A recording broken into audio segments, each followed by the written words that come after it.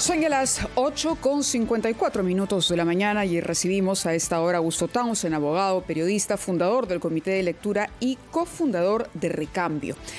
Hay muchísimos temas que analizar, muchas cosas que han ocurrido, el papel que está desempeñando el Parlamento, lo que ocurrió la semana pasada con la designación en medio de enormes críticas de Josué Gutiérrez como defensor del pueblo.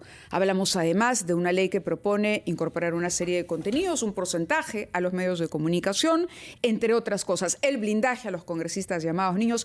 ¿Qué está pasando, dirías tú, Augusto? Bienvenido, muchas gracias por estar con nosotros esta mañana. Hay un Congreso que de pronto se siente más empoderado que nunca de cara a un gobierno absolutamente frágil como el de Boluarte.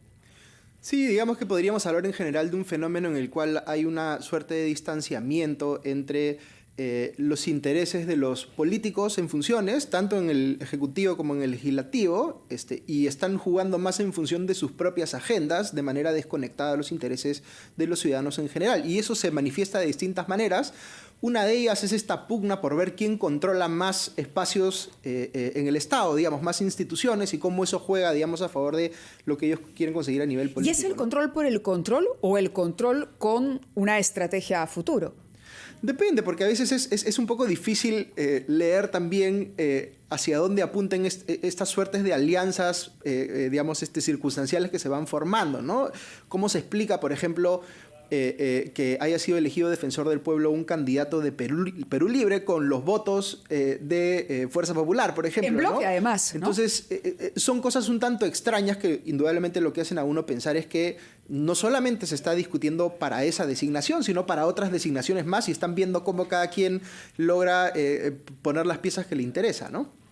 Desde hace tiempo leo sus columnas con mucho interés, porque usted es una de las personas que con más tenacidad insiste en que acá hay una polarización exagerada que está basada en una lucha contra el adversario, desconociendo programas y políticas públicas.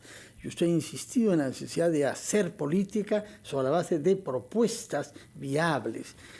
Esto es, sin embargo, un fenómeno universal. En todas partes del mundo uno ve que después de la pandemia en particular hemos amanecido con unas sociedades polarizadas en una tendencia a los extremos, ¿no? Y al no ponerse de acuerdo en los Estados Unidos, por ejemplo, es bien terrible esta falta de leyes bipartidarias, que es lo propio de esta democracia de hace muchas décadas.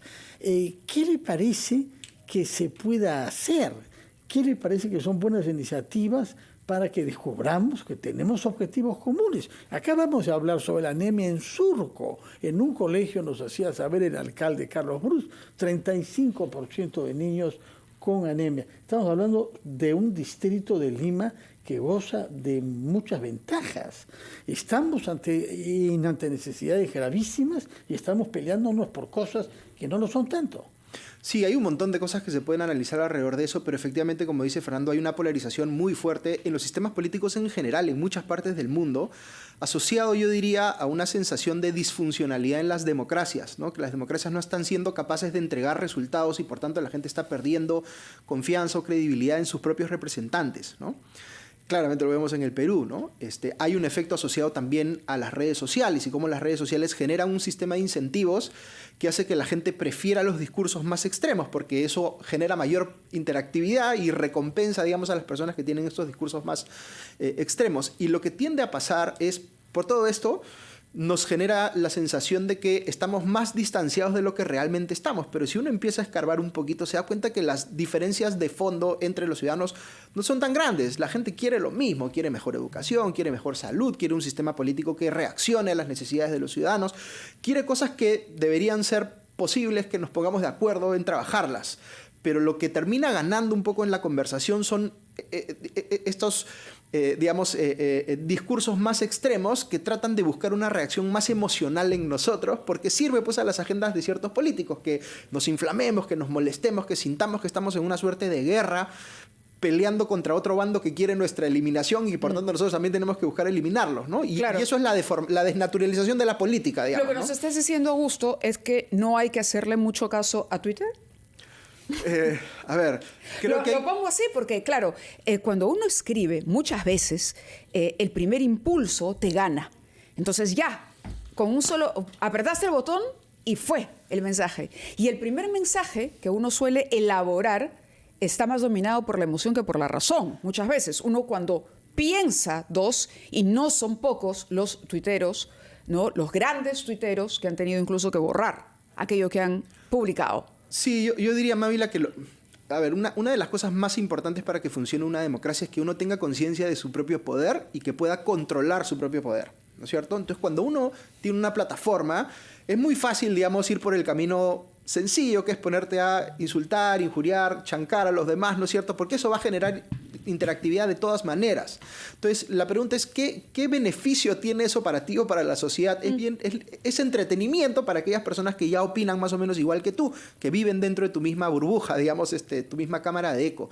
Entonces, lo difícil aquí es tratar de tener la valentía de querer conversar con quien opina distinto que tú, y eso es incómodo, pero esa es una incomodidad que es consustancial a la democracia. Tenemos que acostumbrarnos a esa incomodidad y empezar a tomar los pasos necesarios, digamos, para cruzar, digamos, hacia las posiciones distintas a las nuestras y tratar de entender de dónde parten, ¿no? Porque uno lo que hace normalmente es, si alguien piensa distinto que yo asumo que viene de la irracionalidad o viene de alguna suerte de mala fe, y la gente no piensa distinto que uno por mala fe o por irracionalidad, tiene otras razones, parte de contextos diferentes. Entonces hay que tratar de, y esto es lo más difícil, de repente hay que tratar de asumir la buena fe de quienes discrepan de uno, ¿no? De acuerdo, Augusto, vamos a continuar conversando, pero debemos ir a una pausa y además a los titulares de la hora. Son ya las 9:01, pero continuamos en Ampliación de Noticias.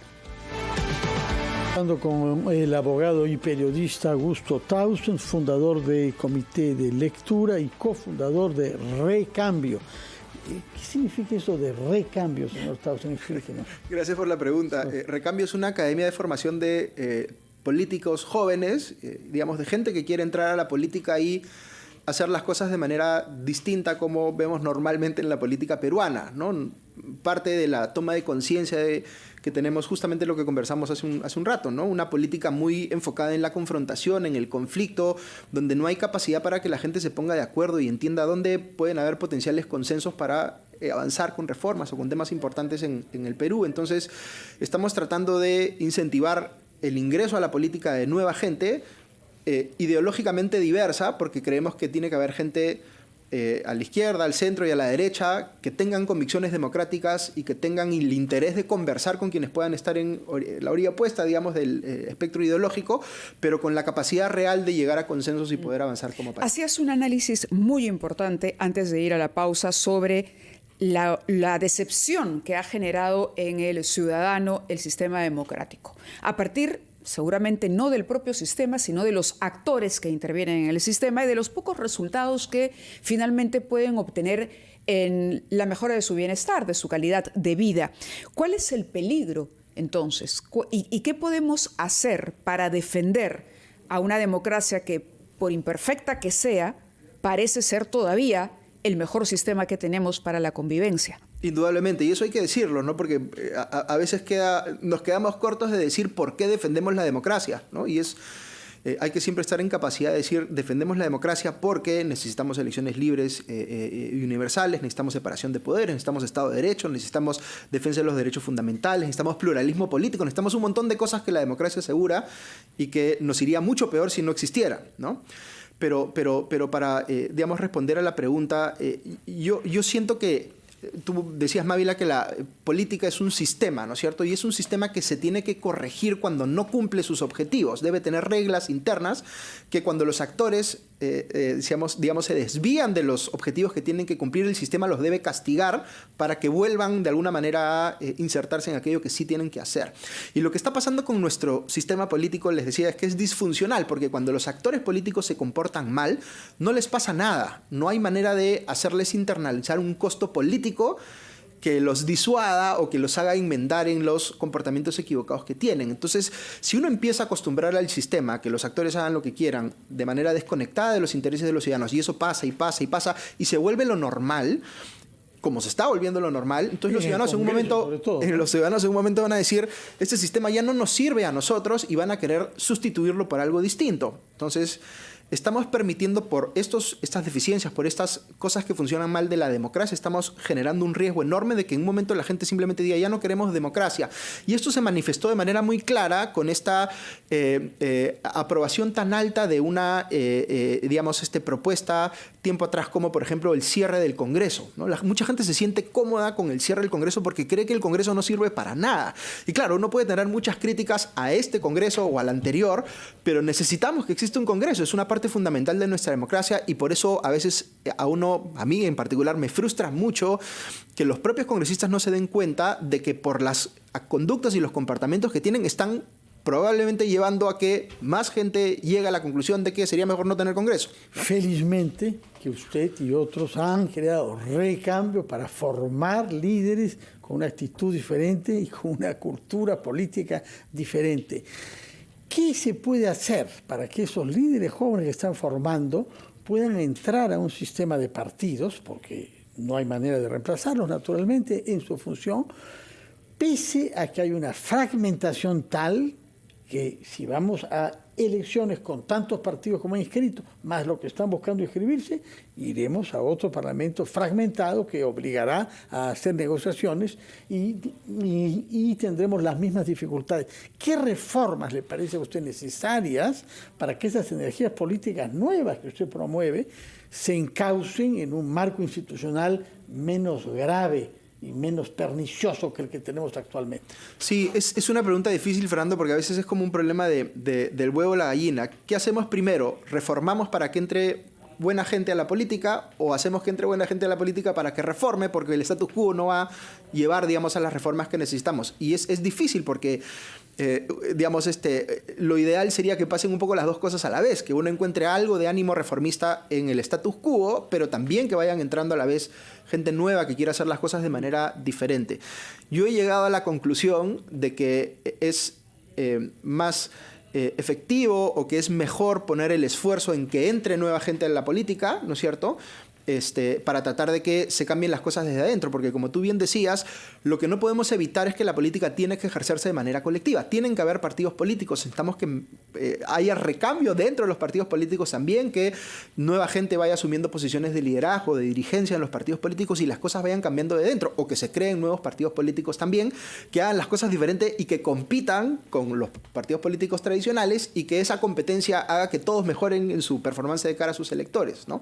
Todas estas cosas son, por supuesto, bien fáciles de decir y bien difíciles de lograr, pero hay que tener claro que necesitamos trabajar mucho en ese sentido, ¿no? Muy bien. Bueno, para eso contamos con instituciones como las que ha creado usted y ya nos dará cuenta si vendrá la próxima vez con algunos jóvenes que se forman en Recambio para saber qué nuevas ideas, qué nuevas actitudes y qué nuevos principios están afirmándose ahí y salir del marasmo en el que nos hallamos ahora. Hacemos una pausa, son las 9:13, pero continuamos en Ampliación de Noticias. Muchas gracias, Augusto. Chao.